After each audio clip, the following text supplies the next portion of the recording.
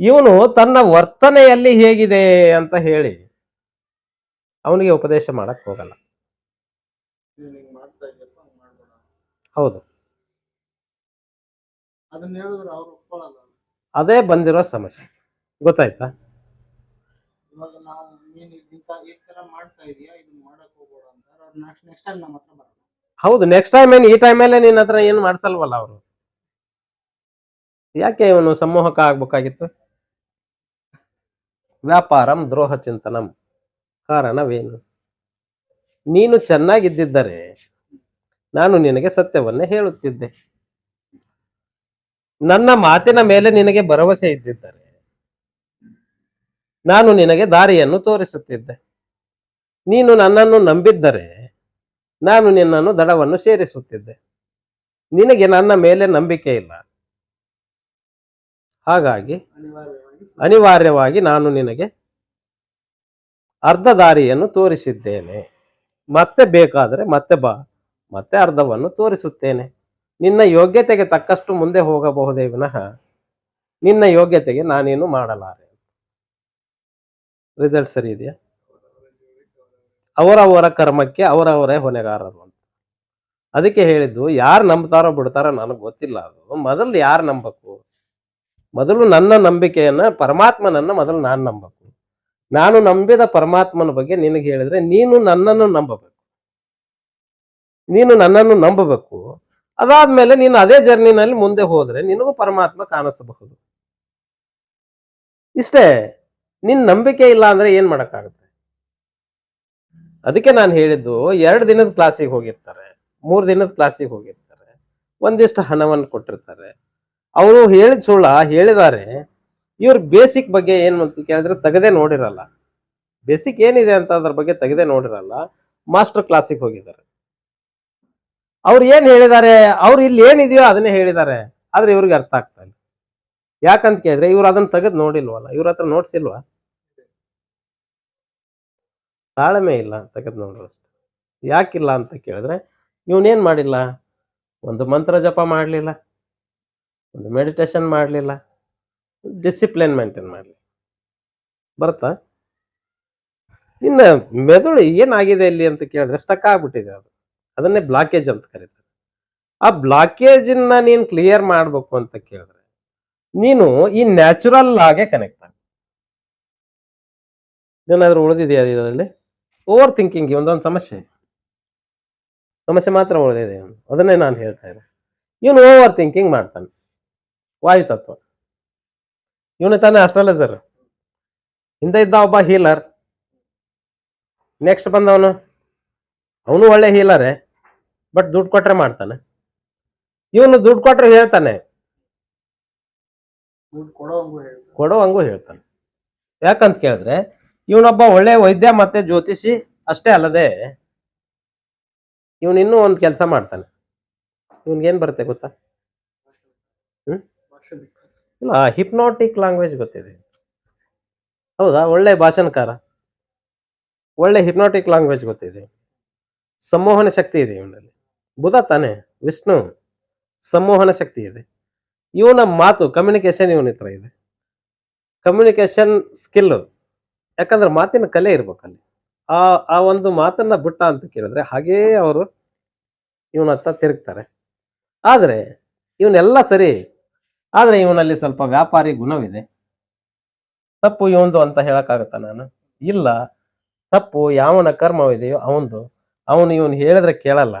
ಯಾಕಂತ ಕೇಳಿದ್ರೆ ಇವನು ಅದ್ರ ಪ್ರಕಾರ ನಡ್ಕೊಂಡಿದ್ದ ಅಂತ ಕೇಳಿದ್ರೆ ಅವನು ಇವನ ಹತ್ರ ಬರ್ತಾ ಇರ್ಲಿಲ್ಲ. ಬರ್ತಾ ಇದ್ನ? ಇವನ ಹತ್ರ ಯಾಕೆ ಸಿಗಾಕೊಂಡ? ಅವನ ಯೋಗ್ಯತೆ ಅವನಿಗೆ ಗೊತ್ತಿಲ್ವಾ? ಅದನ್ನ ಇವನೇ ಹೇಳ್ಬೇಕಾ? ನಿನ್ನ ಯೋಗ್ಯತೆಯನ್ನ ನಾನೇ ಹೇಳ್ಬೇಕಾ? ಗೊತ್ತಿದೆ ತಾನೆ ನೀನು. ತಪ್ಪು ಯಾವುದು ಸರಿ ಯಾವುದು ಅಂತಾನು ಗೊತ್ತಿದೆಯಾ? ಗೊತ್ತಿದೆ, ನಿನಗೆ ನಿಯಂತ್ರಣ ಮಾಡಕ್ ಆಗ್ತಾ ಇಲ್ಲ ಅಷ್ಟೇ.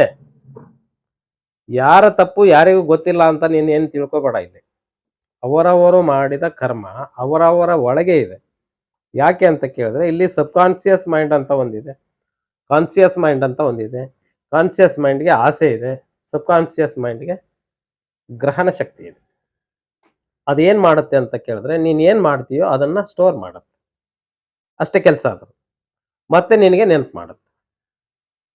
ಬೇಡ ಅಂತ ಯಾಕೆ ಹೇಳುತ್ತೆ ಅದು? ಯಾಕೆ ಅಂತ? ಯಾವ್ದು ತಪ್ಪು ಯಾವ್ದು ಸರಿ? ಊಟ ಮಾಡೋದು ತಪ್ಪ?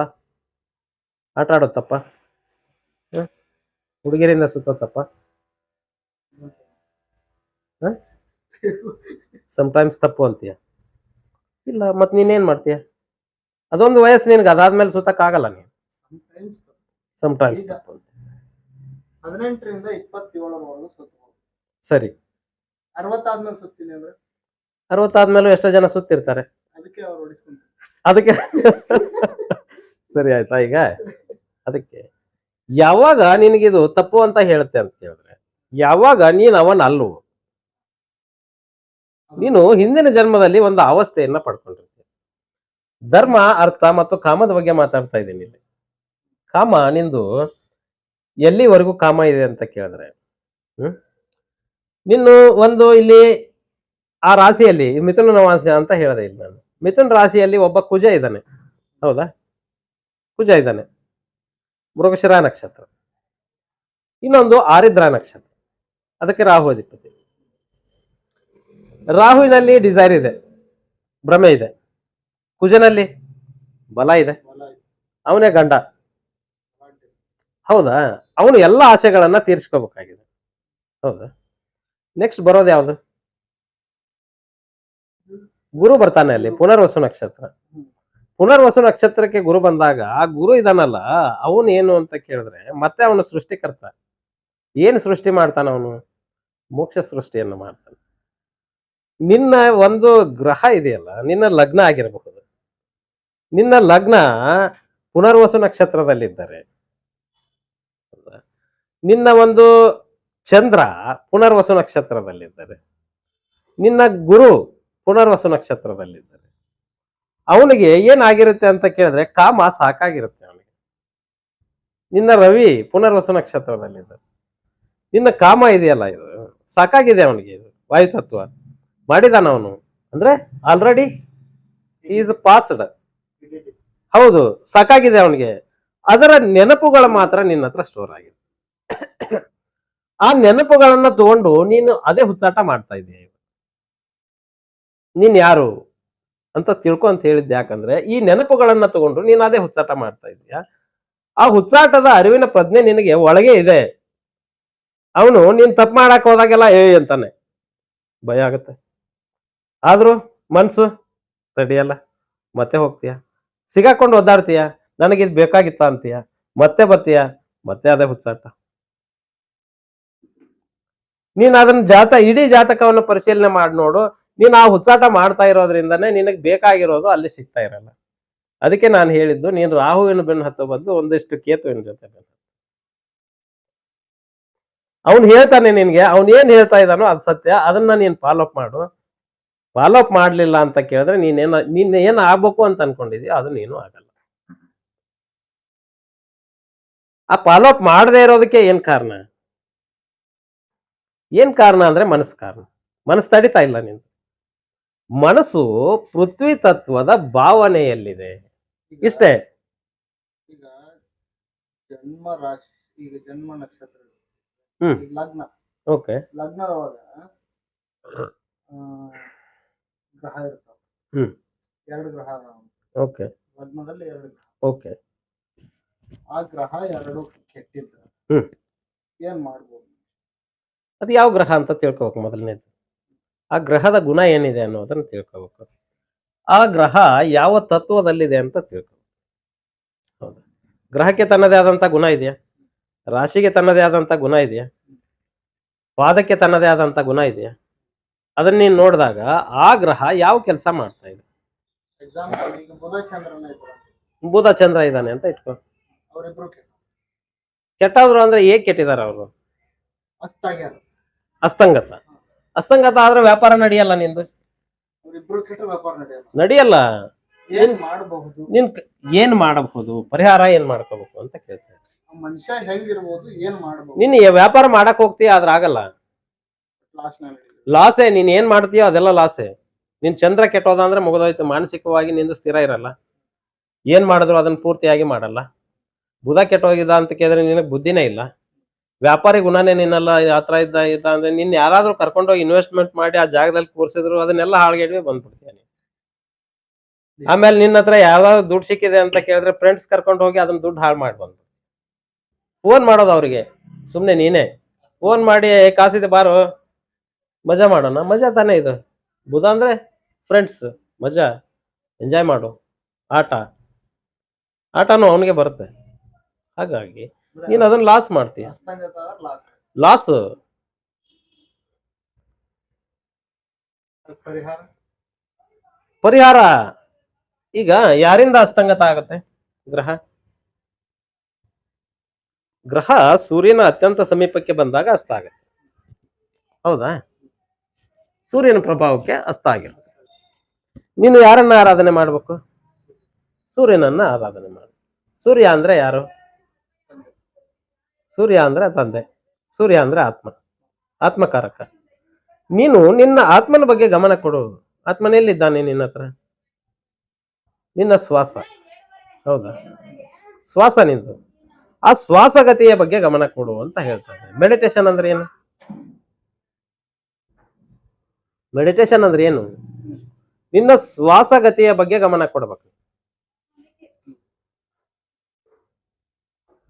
ಇಲ್ಲಿ ಜ್ಞಾನ ಅಂದ್ರೆ ಏನು ಅಂತ ಕೇಳಿದ್ರೆ, ಅಭೇದ ದರ್ಶನಂ ಜ್ಞಾನಂ, ಧ್ಯಾನಂ ನಿರ್ವಿಷಯಂ ಮನಃ, ಸ್ನಾನಂ ಮನೋಮಲತ್ಯಾಗ, ಶೌಚಂ ಇಂದ್ರಿಯ ನಿಗ್ರಹ. ಜ್ಞಾನ ಅಂದ್ರೆ ಏನು ಅಂತ ಕೇಳಿದ್ರೆ, ಅಭೇದ ದರ್ಶನಂ ಜ್ಞಾನಂ. ಚತುರ್ವರ್ಣ ಪದ್ಧತಿಯಲ್ಲಿ ಭೂಮಿ ನಡೀತಾ ಇದೆ ಇಲ್ಲಿ. ಹೌದಾ? ಪೃಥ್ವಿ ಚತುರ್ವರ್ಣ ಪದ್ಧತಿಯಲ್ಲಿ ನಡೀತಾ ಇದೆ. ಒಂದು ಪ್ರಾಣಿಯನ್ನು ಕಂಡ್ರೆ ಇನ್ನೊಂದು ಪ್ರಾಣಿಗೆ ಆಗಲ್ಲ. ಒಂದು ಜಾತಿಯ ಮನುಷ್ಯನನ್ನು ಕಂಡ್ರೆ ಇನ್ನೊಂದು ಜಾತಿಯ ಮನುಷ್ಯನಿಗೆ ಆಗಲ್ಲ. ಹೌದಾ? ಆಯಾ ಜಾತಿಯ ಮನುಷ್ಯರಿಗೆ ಆಯಾ ಜಾತಿಯ ಗುರುಗಳಿದ್ದಾರೆ. ಆಯಾ ಒಂದು ಸಮುದಾಯಕ್ಕೆ ಸಂಬಂಧಪಟ್ಟಿರತಕ್ಕಂತ ಶಾಸ್ತ್ರಗಳನ್ನ ಆಯಾ ಗುರುಗಳು ಹಾಕಿ ಕೊಟ್ಟಿದ್ದಾರೆ. ನಿನ್ನ ಶಾಸ್ತ್ರಕ್ಕೆ ಇವ್ರು ಒಪ್ಕೊಳ್ಳಲ್ಲ, ಅವ್ರ ಶಾಸ್ತ್ರಕ್ಕೆ ನೀನು ಒಪ್ಕೊಳ್ಳಲ್ಲ. ಒಪ್ಕೊಳ್ಳಲ್ಲ. ಯಾಕೆ ಒಪ್ಕೋಬೇಕು? ಶಾಸ್ತ್ರ ಬೇರೆ ಇದೆ. ಒಬ್ಬ ಹೇಳಿದಾನೆ ನೀನು ಹೀಗೆ ಮಾಡು ಅಂದ. ಹೇಗೆ? ಒಬ್ಬ ಸೀದಾ ಬರಿ ಅಂದ. ಬುಧ ಒಂದು ರೂಲ್ ಮಾಡಿದಾನೆ ಇಲ್ಲಿ, ನೀನು ಹೀಗೆ ಬರಿಬೇಕು ಅಂದ. ಶುಕ್ರ ಅವನ್ ಪಾತಾಳದ ಅಧಿಪತಿ, ದೈತ್ಯ ಗುರು ಅವನು. ನೀನು ಹೀಗೆ ಬರಿ ಅಂದ. ಹೌದಾ? ಕಾಂಪಿಟೇಷನ್ ಇದು. ಒಬ್ಬ ಹೀಗೆ ಮಾಡುವಂದ, ಇನ್ನೊಬ್ಬ ಹೀಗೆ ಮಾಡುವಂದ, ಇನ್ನೊಬ್ಬ ಈ ಮೂಗಿನಿಂದ ಹಿಡ್ಕೊಂಡು ಹೀಗೆ ಹಚ್ಕೊಂಡ. ಇನ್ನೊಬ್ರು ಬಂದಿರ್ತಾರೆ, ಇಲ್ಲಿ ನೋಡಿದೆಯಲ್ಲ ನೀನು, ಇವ್ರು ಇಲ್ಲಿಂದ ದೇವಿಗೆ ಇಲ್ಲಿಂದ ಹಿಡ್ಕೊಂಡು ಕುಂಕುಮ ಇಲ್ಲಿವರೆಗೂ ಹಚ್ತಾರೆ, ಇನ್ನೊಬ್ರು ಇಲ್ಲಿಂದ ಇಲ್ಲಿವರೆಗೂ ಹಚ್ತಾರೆ, ಇನ್ನೊಬ್ರು ಕಿವಿ ಮೇಲೂ ಹಚ್ಕೊಂಡಿರ್ತಾರೆ, ಕೈಗೆ ಹಚ್ಕೊಂಡಿರ್ತಾರೆ, ಒಬ್ಬರು ಮುದ್ರೆ ಹಾಕ್ತಾರೆ, ಒಬ್ಬರು ನಾಮ ಹಾಕ್ತಾರೆ. ಅವ್ರವ್ರು ಬೇರೆನೆ. ಏನ್ ಬೇರೆ ಇಲ್ಲಿ ಆಗಿರೋದು? ಯಾಕೆ ಬೇರೆ ಅಂತ ನಾನು ಎಲ್ಲ ಒಂದೇ ಅಲ್ಲ. ಅವ್ರು ಹಚ್ಚೋದು ಅದನ್ನ ಎಲ್ಲರೂ ಮಾಡೋದು ಅದಕ್ಕೆ. ಆದ್ರೆ ನಾಟಕ ಯಾಕೆ? ನಾಟಕ ಯಾಕೆ ಅಂತ ಕೇಳಿದ್ರೆ ಇದಕ್ಕೆ. ಗೊತ್ತಾಯ್ತಾ? ಇವನ್ ವ್ಯಾಪಾರ ಮಾಡ್ಕೊಂಡ್ರೆ ಇವನ್ ತಿಂತಾನೆ, ಇವನ್ ಬಿಟ್ರೆ ಎಲ್ಲ ಇವನೇ ತಿಂತಾನೆ, ಅವನಿಗೆ ಕೊಡಲ್ಲ. ಹಾಗಾಗಿ ಇವನು ಉಲ್ಟಾ ಆಗಿ ಅವನ್ ಮಾಡ್ತಾ ಇದ್ದಾನೆ. ಅವನ್ ತಿನ್ಬೇಕಲ್ಲ, ಅವನ್ ಮನುಷ್ಯ ಅಲ್ಲ, ಅವನ್ ಹೊಟ್ಟೆ ಇಲ್ಲ. ದೇವ ಮತ್ತು ರಾಕ್ಷಸನಲ್ಲಿ ಯಾವಾಗ್ಲೂ ಶತ್ರುತ್ವ ಇರುತ್ತೆ. ಕಾರಣ ಏನು ಅಂತ ಕೇಳಿದ್ರೆ, ದೇವ ಸೀದಾ ಮಾಡು ಅಂತ ಹೇಳಿದಾನೆ, ಇವನೇ ನಿನ್ನ ದೇವ, ಸೀದಾ ಮಾಡು ಅಂತ. ಆದ್ರೆ ಇವನಲ್ಲಿ ವ್ಯಾಪಾರಿ ಬುದ್ಧಿ ಇಲ್ವಾ? ಇವನು ವ್ಯಾಪಾರಿ. ಇವನಿಗೆ ಏನ್ ಸಿಗ್ಲಿಲ್ಲ, ಇಲ್ಲಿ ಕೆಳಗಿದ್ದಾನೆ ಇವನು. ಅದಕ್ಕೆ ಇವನ್ ಏನ್ ಮಾಡ್ದ? ಇವನ್ ಏನ್ ಹೇಳಿದಾನ ಅದ್ರ ಉಲ್ಟಾ ಮಾಡು ಅಂತ.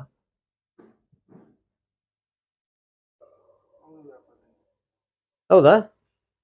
ಅವನಿಗಿಂತ ದೊಡ್ಡ ವ್ಯಾಪಾರಿ ತಾನೆ ಅವನು ವ್ಯಾಪಾರಿನೇ. ಇವನ್ ಶುಕ್ರ. ಆಸೆ ಯಾರಿಗಿದೆ?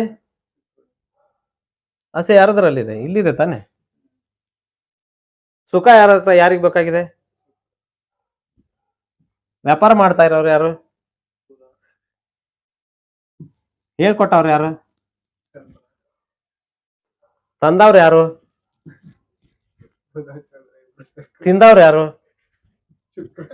ಇದಕ್ಕೇನ್ ಬಂತು? ಮತ್ತೆ ಯಾಕೆ ಸಾಯ್ತಾ ಇದೀಯ ಅಂತ ನಾನು ಕೇಳ್ತಾ ಇದ್ದೀನಿ. ಏನ್ ನಿಯಂತ್ರಣ ಮಾಡೋದು ನಿನ್ನ? ಎಲ್ಲಿ ಹೋಯ್ತು ನಿನ್ನ ಬುದ್ಧಿವಂತಿಕೆ ಅಂತ ನಾನು ತಂದದ್ದು ನಾವೇ ಅಳತಿಯಲ್ಲ ಮತ್ತೆ ಅಂತ ನಾನು ಕೇಳ್ತಾ ಇರೋದು. ತಿನ್ನಕ್ಕಾಗಿಲ್ಲ. ಮಾಡಿದವ್ರು ಯಾರು? ಮಾಡಿದವ್ರು ಯಾರು? ಮಾಡಿದ್ದು ನಾವೇ ತಿನ್ನಕ್ಕಾಗಿದ್ದು ಆಗ್ಲದಿದ್ದು ನಮ್ಗೆ. ಯಾರಿಗಾಗಿ ಮಾಡಿದೆ? ಯಾರಿಗಾಗಿ ಮಾಡಿದೆ? ನೀನು ಯಾರಿಗಾಗಿ ಮಾಡಿದ್ದೀಯೋ, ಯಾರಿಗಾಗಿ ನೀನು ಮಾಡಿದ್ದೀಯೋ ಅವರಿಗಾಗಿಯೇ ನೀನು ಕಷ್ಟಪಡು. ಹೌದಾ? ನೀನು ಯಾರಿಗಾಗಿ ಇನ್ನೊಬ್ಬರಿಗೆ ದ್ರೋಹವನ್ನು ಬಗೆದಿದ್ದೀಯೋ, ನೀನು ಯಾರಿಗಾಗಿ ಬಗೆದಿದ್ದೀಯೋ ಅವರೇ ನಿನಗೆ ದ್ರೋಹ ಬಗೆಯುತ್ತಾರೆ. ಯಾಕೆ ಅಂದರೆ ಇಲ್ಲೊಬ್ಬ ಅವ್ರ ಜೊತೆ ವ್ಯಾಪಾರ ಮಾಡೋದು. ವಿರುದ್ಧ ವ್ಯಾಪಾರಿ ಇದ್ದಾನೆ. ನಾವು ಯಾರಿಗಾಗಿ ವ್ಯಾಪಾರ ಮಾಡ್ಕೊಂಡ್ ಬಂದಿರ್ತಾರಲ್ಲ ಅವ್ರ ಜೋಡಿ ವ್ಯಾಪಾರ ಮಾಡಕ್ಕಂತೇಳಿ ಇವ್ ಇರ್ತಾರೆ. ಹೌದು, ಇವನು ಹೇಳ್ತಾನಲ್ಲ ಇಲ್ಲಿ. ಕುಜ ಯಾರು? ಅವನು ಅವನು ರವಿಯ ಮಗ ತಾನೆ. ರವಿ ಅಂದ್ರೆ ತಂದೆ ಅಂದೆ, ಚಂದ್ರ ಅಂದ್ರೆ ತಾಯಿ ಅಂತ ಹೇಳಿದೆಯಾ, ಕುಜ ಅಂದ್ರೆ ಮಗ ಅಂತ ಹೇಳಿದೆಯಾ ಇಲ್ಲಿ. ಈ ಬುಧ ಅಂದ್ರೆ ಮಧ್ಯದಲ್ಲಿ ಹುಟ್ಟಿರೋ ಇವನು. ಇವ್ರ ಫ್ಯಾಮಿಲಿಗೆ ಇವನಿಗೆ ಸಂಬಂಧ ಇಲ್ಲ. ಇವನು ಅಡ್ಡದಿಂದ ಬಂದಿರೋನು ಇವನು. ಏನು ಇಟ್ ಮೀನ್ಸ್ ಏನದು? ಬುಧ ಅಂದ್ರೆ ಬುದ್ಧಿ, ಅದೊಂದು ಕ್ಯಾರೆಕ್ಟರ್ ಅಷ್ಟೇ ನಿನ್ಗದು. ಬುಧ ಅಂದ್ರೆ ಅದಕ್ಕೆ ಇದು ನಪುಂಸಕ, ಅದು ಹೆಣ್ಣು ಅಲ್ಲ ಗಂಡು ಅಲ್ಲ ಅಂತ. ಮಾಯೆ. ಬುದ್ಧಿಗೆ ನೀನ್ ಏನಾರು ಹೇಳಕ್ಕಾಗತ್ತ? ಅದಕ್ಕೆ ಗಂಡನಕ್ಕಾಗತ್ತ? ಬುದ್ಧಿ ಗಂಡ ಹೆಣ್ಣ? ಗಂಡು ಅಲ್ಲ, ಹೆಣ್ಣು ಅಲ್ಲ. ಗಂಡು ಅಲ್ಲ, ಅದು ಹೆಣ್ಣು ಅಲ್ಲ. ಅದೊಂದು ಆಸೆಯಿಂದ ಹುಟ್ಟುಕೊಂಡಿರ್ತಕ್ಕಂಥ ಒಂದು, ಮನಸ್ಸಿಗೆ ಹುಟ್ಟಿರತಕ್ಕಂತಹ ಒಂದು ಬುದ್ಧಿ. ಯಾರಿಗೆ ಹುಟ್ಟಿದೆ ಇದು? ಜ್ಞಾನಕ್ಕೆ ಹುಟ್ಟಲಿಲ್ಲ ಇದು. ಜ್ಞಾನದ ಒಂದು ಇದನ್ನ ಇದೆ, ಇದು ಒಂದು ಸ್ವರೂಪನೇ, ಇದು ಜ್ಞಾನ ಸ್ವರೂಪನೇ ಇದು. ಯಾಕಂದ್ರೆ ಗುರುವಿನ ಮಗ ಅವನು. ಹೌದಾ? ಆದ್ರೆ ಅವನು ಗುರುವಿಗೆ ಹುಟ್ಟಲಿಲ್ಲ, ಚಂದ್ರನಿಗೆ ಹುಟ್ಟತಾನೆ. ಅಂದ್ರೆ ಅರ್ಥ ಇಷ್ಟೇ, ಅದು ಹಿಂದೆ ಆಗಿತ್ತಂತೆ, ಅಂದಾಗೆ ಬಂದಿರೋದು, ಅದು ಇವಾಗ್ಲೂ ನಡೀತಾ ಇರೋದು ಹಾಗೇನೆ. ಆದ್ರೆ ಇಲ್ಲಿ ಚಂದ್ರ ಏನ್ ಮಾಡ್ತಾನೆ ಅಂದ್ರೆ ಮನಸ್ಸು, ಬುದ್ಧಿ ಮನಸ್ಸಿಗೆ ಹುಟ್ಟಿದೆ. ಈ ಮನಸ್ಸು ಮತ್ತು ಬುದ್ಧಿ ಎರಡು ಸೇರ್ಕೊಂಡು ಇಲ್ಲಿ ವ್ಯಾಪಾರ ಮಾಡುತ್ತೆ. ವ್ಯಾಪಾರ ಮಾಡುವಾಗ ಒಂದಿಷ್ಟು ತಪ್ಪಾಗುತ್ತೆ. ಆ ತಪ್ಪನ್ನ ಏನ್ ಮಾಡುತ್ತೆ ಅಂತ ಕೇಳಿದ್ರೆ ಸಬ್ ಕಾನ್ಶಿಯಸ್ ಮೈಂಡ್ ಫೀಡ್ ಮಾಡ್ಕೊಳ್ಳುತ್ತೆ. ಅದೇ ನಿನ್ನ ಕರ್ಮದ ರೂಪದಲ್ಲಿ ಮುಂದುವರೆಯುತ್ತೆ. ಆದ್ರೆ ಯಾವಾಗ ಅದು ನಿನಗೆ ಕರ್ಮವಾಗಿ ಕಾಡುತ್ತೆ ಅಂತ ಕೇಳಿದ್ರೆ, ಯಾವಾಗ ನಿನ್ನ ಮನಸ್ಸು, ದೇಹ, ಆತ್ಮ ಇದು ಮೂರು ಪರಿಪೂರ್ಣವಾಗಿ ನೀನ್ ಮಾಡೋ ಕೆಲಸವನ್ನು ಒಪ್ಕೊಳ್ಳಲ್ಲ, ಅವಾಗ ನಿನಗೆ ಅದು ಕರ್ಮದ ರೂಪದಲ್ಲಿ ಕಾಡುತ್ತೆ. ಈಗ ಮದುವೆ ಮಾಡ್ಕೊಂಡಿದೀಯ, ಹೆಂಡತಿಯೊಂದಿಗೆ ನೀನು ಸಂಸಾರ ಮಾಡ್ಬೇಕು, ಅದ್ ನೀನ್ ಲೀಗಲ್, ಅದಕ್ಕೆ ನೀನು ಮದುವೆ ಮಾಡಿರೋದು. ನೀನ್ ಬೇರೆ ಏನೋ ಮಾಡ್ತಿರ್ತೀಯ, ಆ ಹೋದಾಗೆಲ್ಲ ನೆನ್ಪು ಮಾಡುತ್ತೆ ನಿನ್ಗೆ, ನೀನ್ ತಪ್ಪು ಮಾಡ್ತಾ ಇದೀಯ. ಹೌದು, ಆ ನೆನಪು ನಿನ್ನನ್ನು ಕಾಡುತ್ತೆ. ಅದು ನಿನ್ನ ಕರ್ಮದ ರೂಪದಲ್ಲಿ ಕಾಡುತ್ತೆ. ನಿನ್ನ ಸಬ್ ಕಾನ್ಶಿಯಸ್ ಮೈಂಡ್ ಅನ್ನು ಹಾಳು ಮಾಡಿರೋದು ಅದೇ. ಯಾಕದು ಹಾಗೆ ಅಂತ ಕೇಳಿದ್ರೆ, ನೀನ್ ಹಿಂದೆನೂ ಅದನ್ನೇ ಮಾಡಿದ್ಯಾ, ಆ ಕಾರಣಕ್ಕಾಗಿನೇ ಮತ್ತೆ ಇಲ್ಲಿ ತಿರುಗಿ ರಿಸೆಪ್ಟ್ ಆಗಿ ಇಲ್ಲಿ ಹುಟ್ಟಿದೀಯಾ, ಅದನ್ನ ಸರಿಪಡಿಸಿಕೊಳ್ಳೋದಕ್ಕೆ ಬಂದಿದೀಯಾ. ನಿನ್ ಕೈಲಿ ಅದು ಆಗ್ತಾ ಇಲ್ಲ. ಕಾರಣ ಏನು ಅಂತ ಕೇಳಿದ್ರೆ, ಮನಸ್ಸು ತಡಿತಾ ಇಲ್ಲ. ಮನಸ್ಸು ತಡಿಬೇಕಂದ್ರೆ ಏನ್ ಮಾಡ್ಬೇಕು ನೋಡೋಣ. ಇಲ್ಲಿ ಓವರ್ ಥಿಂಕಿಂಗ್ ಇದೆ, ಅದರಿಂದಾನೇ ಸಮಸ್ಯೆ ಆಗ್ತಾ ಇರೋದು. ಇಲ್ಲಿ ನಾವು ಏನ್ ಮಾಡ್ಬೇಕು? ರೆಮಿಡೀಸ್ ಏನು? ಮಂತ್ರ ಜಪ ಮಾಡ್ಬೇಕು. ಮಾಡಕ್ಕಾಗತ್ತಾ? ಮಂತ್ರ ಜಪ ಮಾಡೋನು ಸುಮ್ಮನೆ ಮಾಡಕ್ಕಾಗತ್ತಾ? ಕಣ್ಮುಸ್ತೀಯಾ? ಎಲ್ಲೆಲ್ಲೋ ಹೋಗುತ್ತೆ ಅದು. ಮೆಡಿಟೇಷನ್ ಮಾಡ್ಬೇಕು. ಕೂತ್ಕೋತೀಯ ಟು ಕಂಟ್ರೋಲ್ ಓವರ್ ಥಿಂಕಿಂಗ್, ಅದಕ್ಕೋಸ್ಕರ ಮೆಡಿಟೇಷನ್ ಮಾಡ್ಬೇಕು. ನೀನೇನ್ ಮಾಡ್ತೀಯ? ಕೂತ್ಕೋತೀಯ, ಅದು ಕೋತಿ ಇದ್ದಂಗೆ. ಯಾರೊಬ್ಬ ಗುರುಗಳು ಹೇಳಿದ್ರಂತೆ, ನೀನ್ ಮೆಡಿಟೇಷನ್ ಮಾಡು, ಕೋತಿ ಬಗ್ಗೆ ಯೋಚನೆ ಮಾಡಬೇಡ ಅಂತ. ಈಗ ನೀವು ಜಪ ಮಾಡೋ ಅಂತ ಹೇಳಿದ್ರೆ ಅವ್ನು ಓವರ್ ಥಿಂಕ್, ಹ್ಮ್ ಜಪ ಮಾಡಂತ ಹೇಳಿ. ಹ್ಮ್ ಅವ್ನ್ ಕಣ್ಣು ಮುಚ್ಚಿ ಜಪ ಮಾಡಕ್ ಹೋದಂತ ಹ್ಮ್ ಅವ್ನು ಬೇರೆ ಕಡೆನೇ ಹೋಗಿರ್ತಾನೆ. ಹೌದು. ಅದಕ್ಕ ನಾನಂತೇಳಿ ಒಂದು ಪರಿಹಾರ ಏನೈತೆ, ಹ್ಮ್ ಕೆಲಸ ಹಚ್ಬೇಕು ಅವ್ನು. ಹೌದು. ಅಲ್ಲ ಅವ್ನ ಕೆಲಸ ಸದಾಕಾಲ ಕೆಲಸದಲ್ಲೇ ಇರ್ತಾನೆ ಅವನು. ಒಟ್ಟ ಅವ್ನ್ ಖಾಲಿ ಬಿಡ್ಬೇಕು. ಅವನು ಕಾನ್ಸಿಯಸ್ಲಿ ಸ್ಟ್ರಾಂಗ್ ಆಗೇ ಇರ್ತಾನೆ. ಆದ್ರೆ ಅವನಿಗೆ ಮೆಡಿಟೇಟ್ ಮಾಡಕ್ ಯಾಕೆ ಆಗ್ತಾ ಇಲ್ಲ ಅಂತ ಕೇಳಿದ್ರೆ ಅವನು ಓವರ್ ಥಿಂಕಿಂಗ್ ಇದೆ ಅವನ ಹತ್ರ. ಯಾವಾಗ ಈ ಈ ಶಾಂತ ಸ್ವರೂಪಕ್ಕೆ ಬರ್ತಾನೋ ಅದನ್ನ ಮೆಡಿಟೇಷನ್ ಅಂತ ಕರೆದಿದ್ದಾರೆ. ನಾನೇನ್ ಹೇಳಿದೆ ಇಲ್ಲಿ ಇವಾಗ್ಲೇ ಹೇಳ್ದ ನಾನು, ಅಭೇದ ದರ್ಶನಂ ಜ್ಞಾನಂ ಧ್ಯಾನಂ ನಿರ್ವಿಷಯಂ ಮನಃ. ನಿನ್ನ ಮನಸ್ಸಿನಲ್ಲಿ ವಿಷಯಗಳಿರಬಾರ್ದು. ಬುಧ ಅಂದ್ರೇನೆ ವಿಷಯ, ಚಂದ್ರ ಅಂದ್ರೇನೆ ವಿಷಯ. ವಿಷಯಾಸಕ್ತರವರು. ಅವ್ರಿಗೆ ಏನಾದ್ರು ಕಿವಿ ಕೇಳಿಸ್ತು ಅಂತಂದ್ರೆ ಓಡೋಗ್ಬಿಡ್ತಾರೆ. ಹೌದಾ? ಓ ಏನಾದ್ರು ಸಿಗುತ್ತೇನೋ ಅಂತ. ಏನೋ ಸಿಗುತ್ತೇನೋ. ಏನಾರು ನೋಡಿದ್ರಂದ್ರೆ ಓಡೋಗ್ಬಿಡ್ತಾರೆ. ಓಡೋದ್ಮೇಲೆ ಸುಮ್ನೆ ಇರ್ತಾರ? ಮಾತಾಡ್ಬೇಕು ಅವರು. ಮಾತಿನಿಂದ ತಾನೇ ಅವ್ರಿಗೆ ಸಿಗೋದು. ಅದಕ್ಕೆ ಬುದ್ಧ ಏನ್ ಹೇಳ್ತಾನೆ, ಮೆಡಿಟೇಷನ್ ಹೋಗ್ಬೇಕು ಅಂದ್ರೆ ಬುದ್ಧ ಏನ್ ಮಾಡ್ತಾನೆ, ಒಂದರಲ್ಲಿ ಕಣ್ಣು ಮುಚ್ಚಿದ್ದಾನೆ, ಇನ್ನೊಂದರಲ್ಲಿ ಕಿವಿಯನ್ನು ಮುಚ್ಚಿದ್ದಾನೆ, ಇನ್ನೊಂದರಲ್ಲಿ ಬಾಯಿ ಮುಚ್ಚಿದ್ದಾನೆ. ಹೌದಾ? ಮೆಡಿಟೇಷನ್ ಮಾಡ್ಬೇಕಂದ್ರೆ ಏನ್ ಮಾಡ್ಬೇಕು? ಕಣ್ಣು ಮುಚ್ಕೋಬೇಕು, ಕಿವಿ ಮುಚ್ಕೋಬೇಕು, ಮತ್ತೆ ಬಾಯಿ ಮುಚ್ಕೋಬೇಕು. ಸರಿ ಇದೆಯಾ? ನೆಕ್ಸ್ಟ್ ಏನು? ಡಿಸಿಪ್ಲಿನ್ ಮೇಂಟೈನ್ ಮಾಡ್ಬೇಕು. ಡಿಸಿಪ್ಲಿನ್ ಮೇಂಟೈನ್ ಮಾಡ್ಬೇಕು. ಯಾವಾಗ ಡಿಸಿಪ್ಲಿನ್ ಮೇಂಟೈನ್ ಮಾಡಲ್ವೋ ಅವಾಗ ವ್ಯಾಪಾರ ಸರಿ ಇರಲ್ಲ. ಅದು ಅದಕ್ಕೊಂದು ನಿಯಮಬದ್ಧವಾಗಿ ಹೋಗ್ಬೇಕು. ನಿಯಮ ಹಾಕಿರೋದು ಯಾರು? ಇವ್ರೆ. ಮುರಿತಾ ಇರೋದು ಯಾರು? ಅದು ಅವ್ರು. ನಿಯಮ ಹಾಕೊಟ್ಟವನು ಗುರು, ಮೇಲಿದ್ದಾನ ಅವನು. ಇವ್ರು ಅದನ್ನ ಮುರಿದು ಹಾಳು ಮಾಡ್ಕೊಂಡು ಕೂತಿರ್ತಾರೆ. ಅಲ್ಲಿ ಏನೋ ಕೆಟ್ಟೋಗಿರುತ್ತೆ, ಕೆಳಗಿದ್ದವನ್ನ ಹಾಕೊಂಡು ರುಬ್ತಾನೆ ಇವನು. ಇವ್ರ ಮಾತು ಯಾಕೆ ಕೇಳಲ್ಲ ಗೊತ್ತಾ?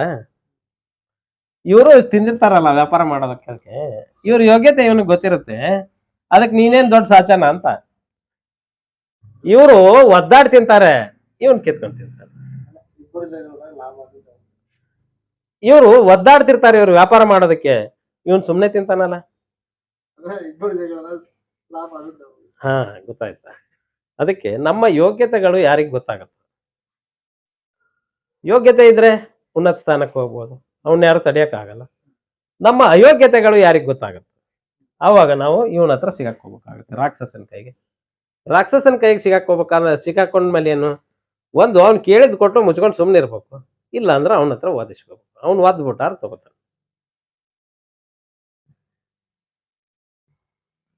ಇದು ರೂಲ್. ಇದು ಈ ರೀತಿಯಾಗಿರುವಾಗ ನಿನ್ಗೆ ಇಲ್ಲಿ ಮಾಡಕ್ ಆಗ್ತಾ ಇಲ್ಲ ಅಂದ್ರೆ ಏನ್ ಮಾಡ್ಬೇಕು? ನೀನು ಮೆಡಿಟೇಷನ್ ಮಾಡ್ಬೇಕು. ಎಷ್ಟೊತ್ತು ಮಾಡ್ಬೇಕು? ಮೆಡಿಟೇಷನ್ ಮಾಡ್ಬೇಕು ಅಂದ್ರೆ ಎಷ್ಟೊತ್ತು ಮಾಡ್ಬೇಕು? ಹೇಗೆ ಮಾಡ್ಬೇಕು? ಹೇಗೆ ಮಾಡಿದ್ರೆ ಮನಸ್ಸು ಶಾಂತವಾಗಿರುತ್ತೆ? ಅದಕ್ಕೇನಾದ್ರೂ ನಿಯಮಗಳಿದೆಯಾ? ಅದನ್ನ ಹೇಗೆ ಪಾಲಿಸ್ಬೇಕು? ಅದನ್ನ ಹೇಗೆ ಹತೋಟಿಗೆ ತರಬೇಕು ಅನ್ನುವಂಥ ವಿಷಯವನ್ನ ನಾಳಿನ ಪಾಠದಲ್ಲಿ ತಿಳ್ಕೊಳ್ಳೋಣ ಅಂತ ಹೇಳ್ತಾ ಇವತ್ತಿನ ಪಾಠನ ಮುಗಿಸ್ತಾ ಇದ್ದೀನಿ. ನಮಸ್ಕಾರ, ಧನ್ಯವಾದಗಳು.